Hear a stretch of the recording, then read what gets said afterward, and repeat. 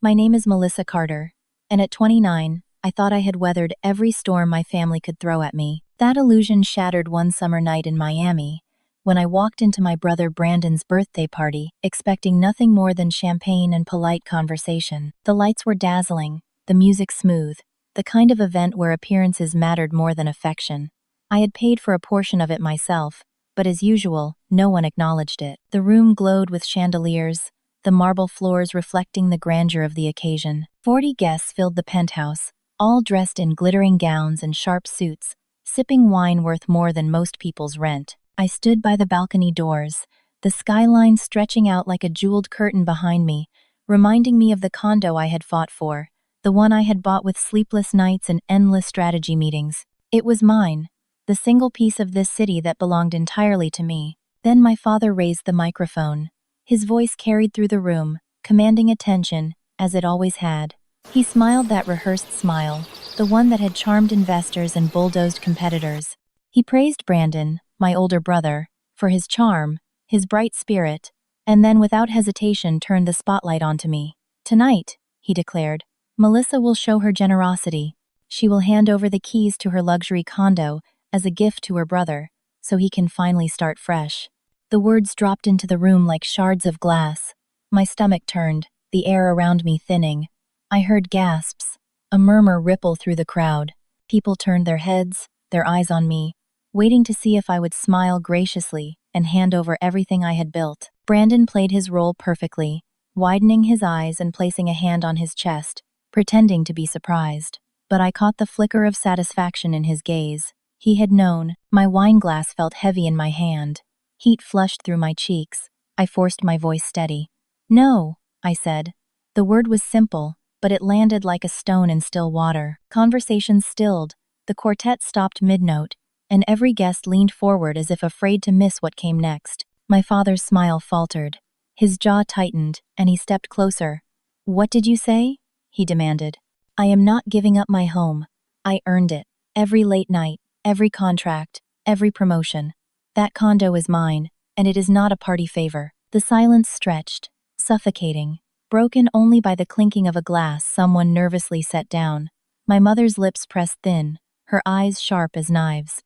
"Melissa, do not embarrass us. Your brother needs this. You have more than enough." Guests began to whisper, their voices low but biting. I heard words like selfish, cold, ungrateful. Brandon shifted his weight, trying to keep his mask of innocence.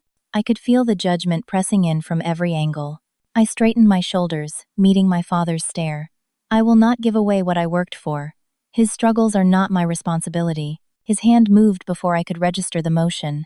The crack of skin against my cheek echoed in the room. Pain flared, sharp and hot, and one of my earrings flew across the floor, glinting under the light. Gasps filled the air, and a few guests raised their phones, the red dots of recording screens blinking at me. I did not cry. I did not shout. I bent, picked up the fallen pearl, and slipped it into my pocket. Then I turned to Brandon, whose lips twitched as though suppressing a smirk. "Happy birthday," I said, my voice calm but firm. I walked toward the door, heels clicking against the marble, each step louder than the murmurs chasing me. The heavy door closed behind me with a final thud, cutting off the music, the whispers, the weight of their stares. Alone in the hallway, my cheeks still stinging, I leaned against the wall, breathing hard but steady.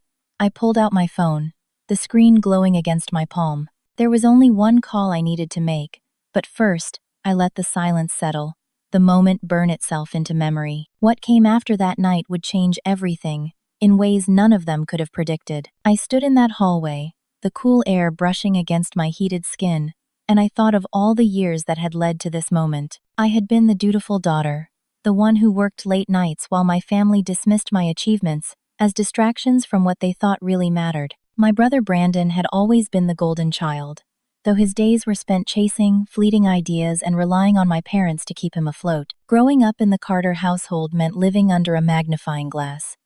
My father, Daniel, valued appearances above all else. He praised charm and charisma, but he dismissed discipline and ambition if they didn't align with his image of family success. My mother, Elaine, doted on Brandon endlessly, excusing his failures as him just needing more time to find his path. And then there was me, the one who was told I was too cold, too career-focused, too much of everything except what they wanted. I remembered being 15, presenting a science project I had poured weeks into. My father barely looked up from his paper, while Brandon got applauded for showing up late with a half-finished drawing. At least he has creativity, my mother had said. That was the story of my life in one sentence. The pattern continued into adulthood. When I landed my first big role at a financial firm, Brandon was between jobs again. Instead of congratulating me, my father pulled me aside and warned, "Don't gloat. Your brother's already sensitive about not measuring up." Sensitive? He was coddled, and I was expected to shrink myself to keep him comfortable. Even at family dinners, the conversation always circled back to Brandon. He was the star, the charming son who could do no wrong. If I mentioned a promotion, my mother would wave it away, saying, "That's nice, dear, but did you hear Brandon is thinking about starting a business?"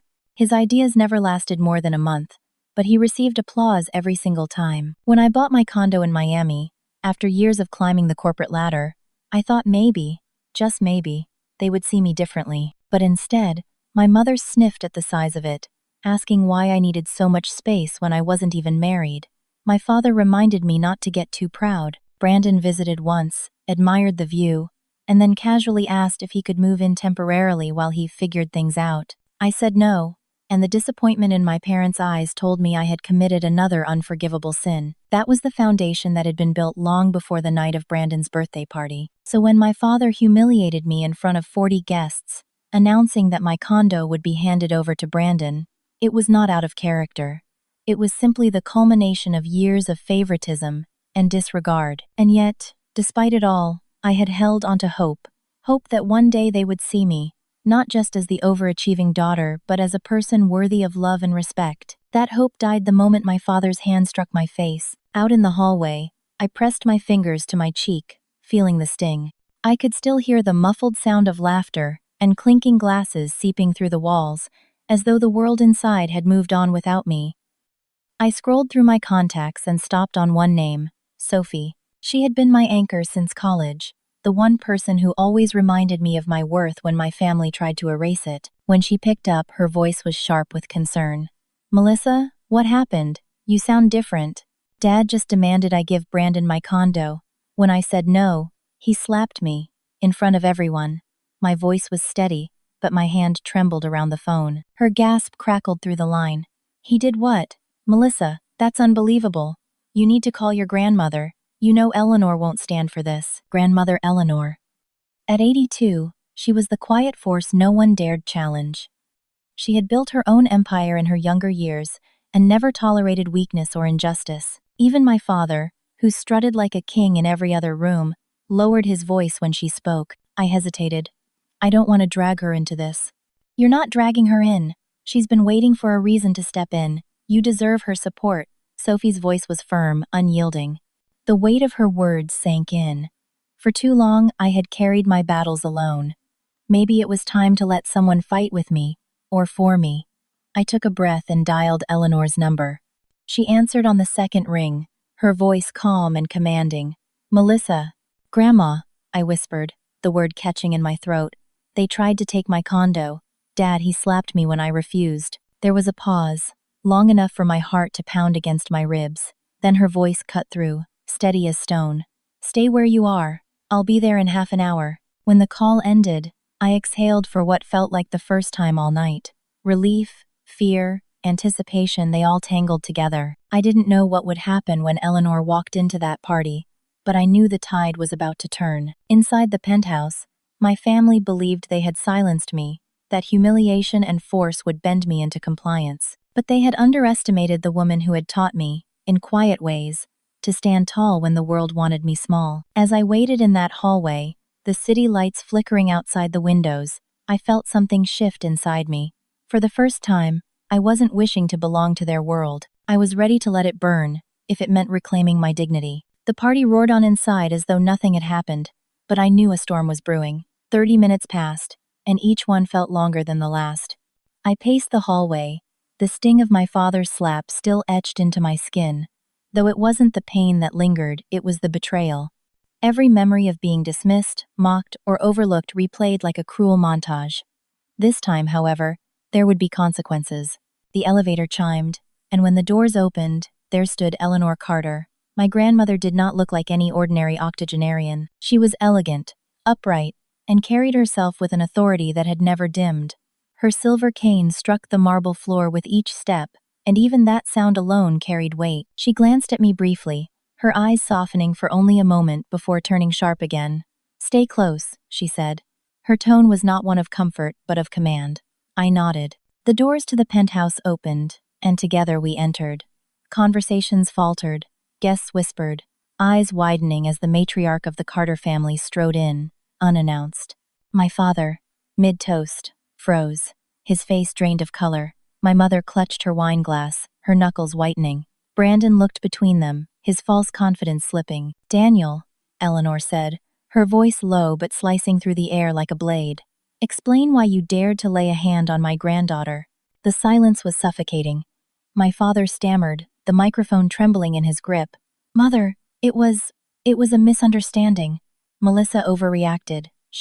Enough. Eleanor's cane tapped against the floor, each strike reverberating in the room. "You will not spin your lies here. I have heard enough."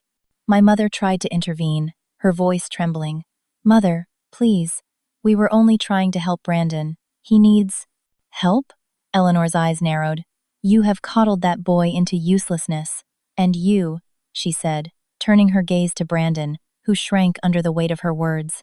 "You sat there and let them humiliate your sister for your benefit." Pathetic. Gasps rippled through the crowd. Phones were raised higher, recording every moment, every word.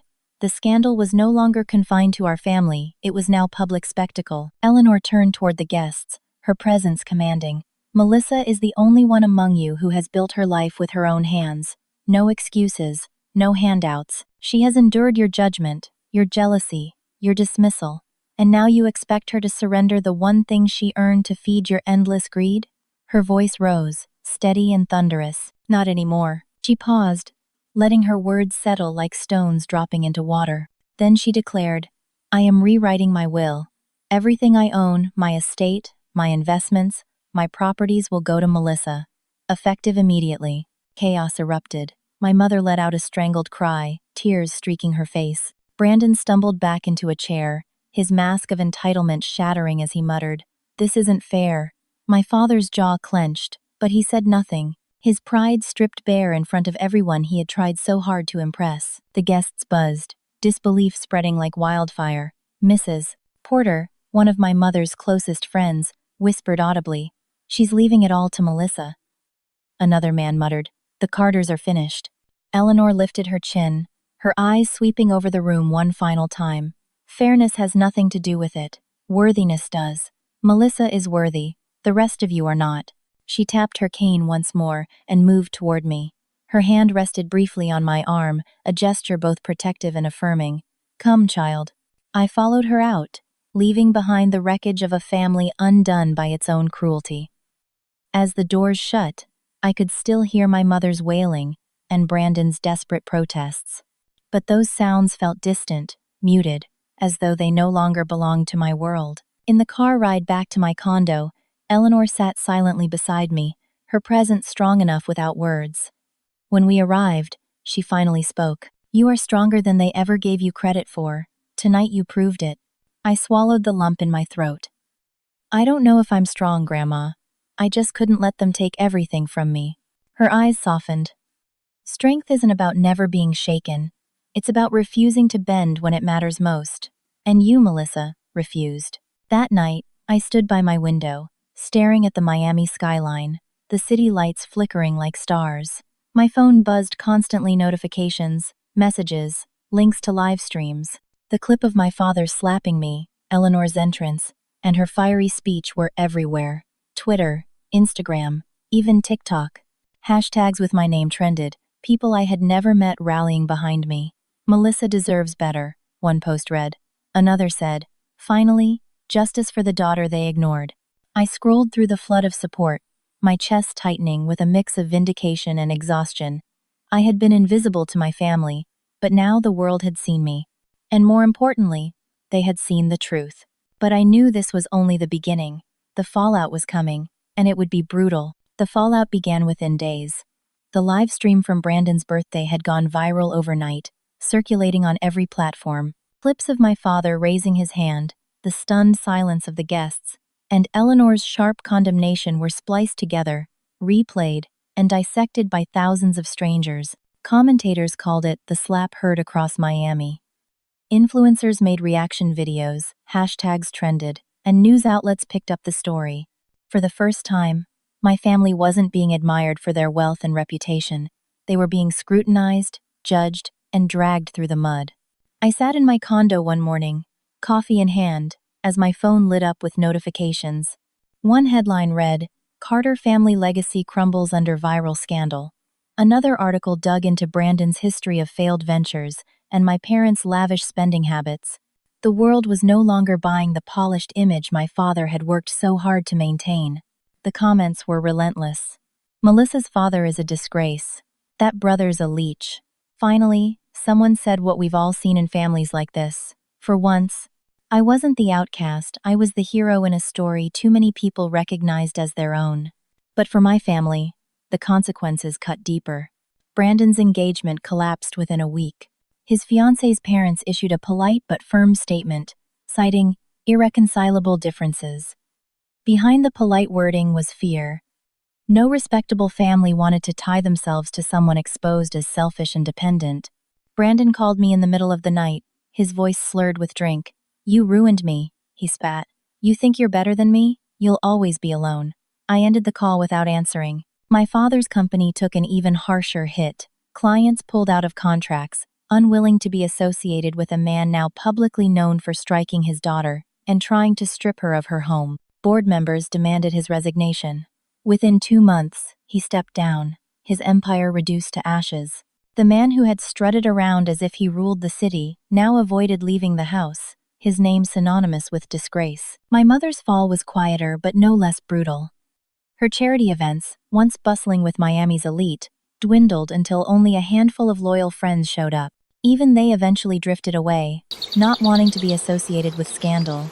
I heard from a mutual acquaintance that she had broken down in tears when someone whispered, "failed mother," as she passed by in a grocery store. And then there was me. While their lives crumbled, mine took on new light. The viral attention brought opportunities I hadn't anticipated. Invitations to speak at women in leadership conferences poured in. Journalists wanted to feature my journey as a woman who had fought against family pressure to stand her ground. At first, I hesitated. I had always preferred to keep my head down, to let my work speak for itself.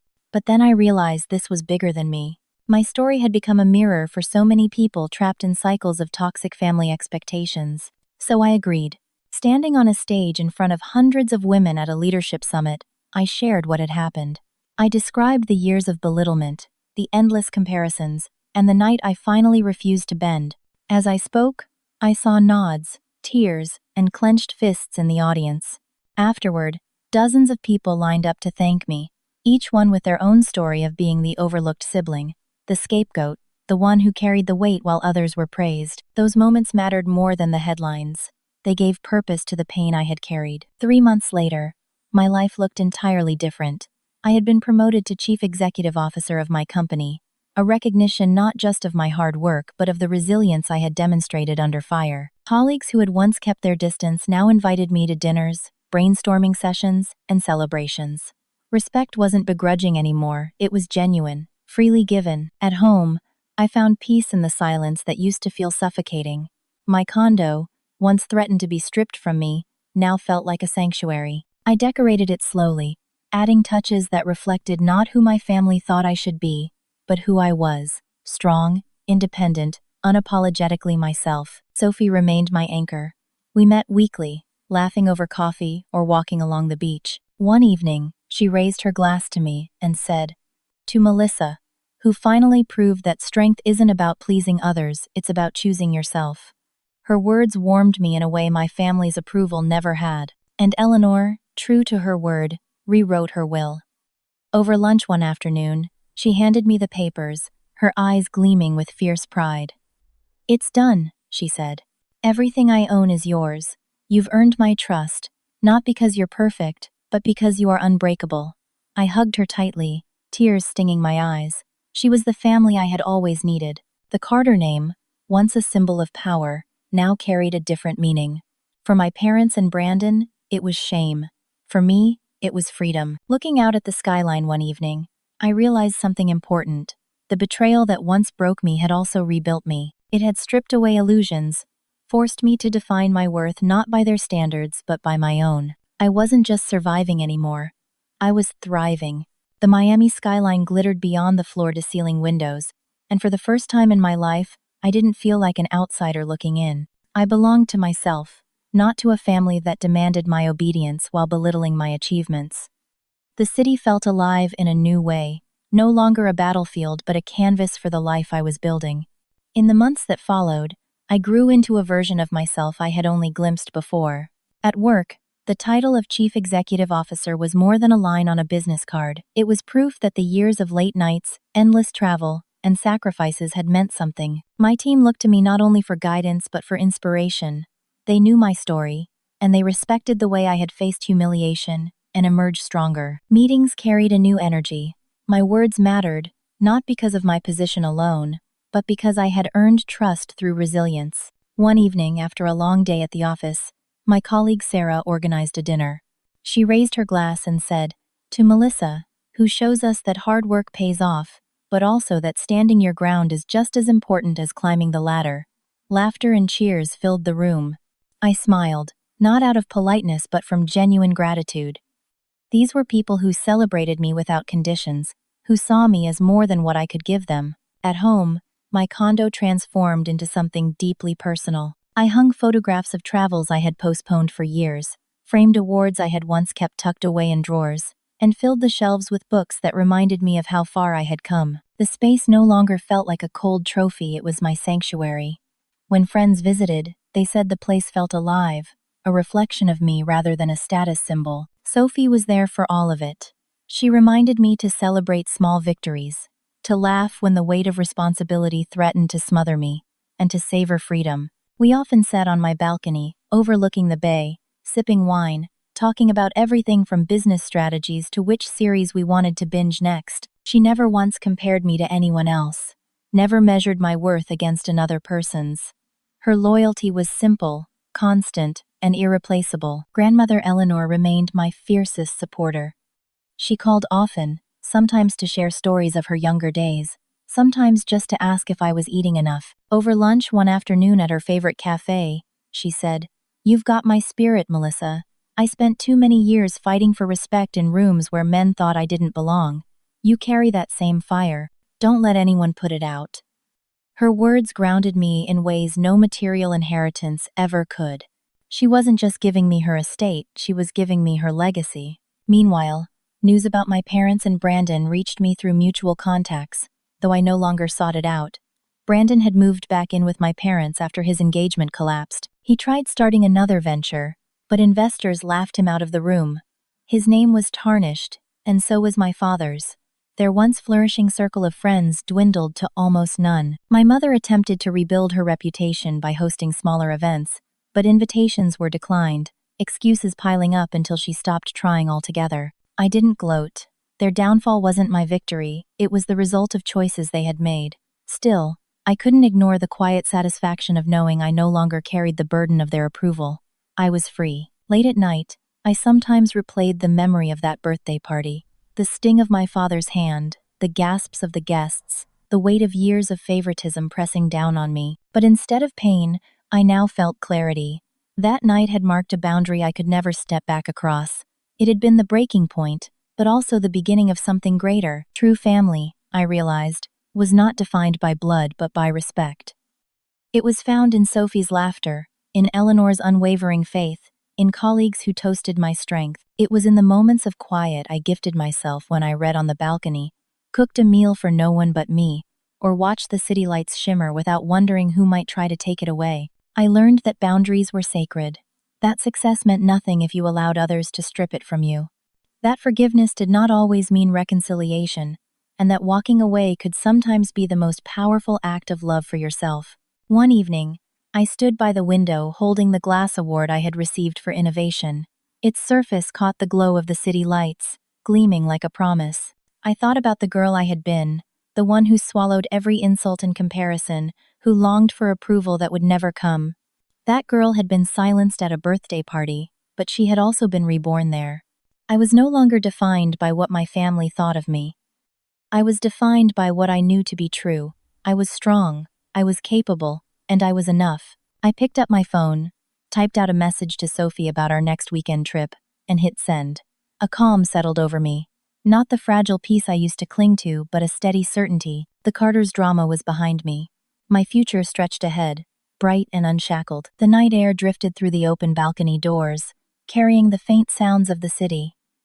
I leaned against the railing, watching headlights weave through the streets below. For years, I had chased something I could never grasp: my parents' approval, my brother's acknowledgement, some sign that I was enough for the family I was born into. But standing there, the skyline glowing like a constellation, I understood I had been searching in the wrong place all along. The people who mattered were already in my life.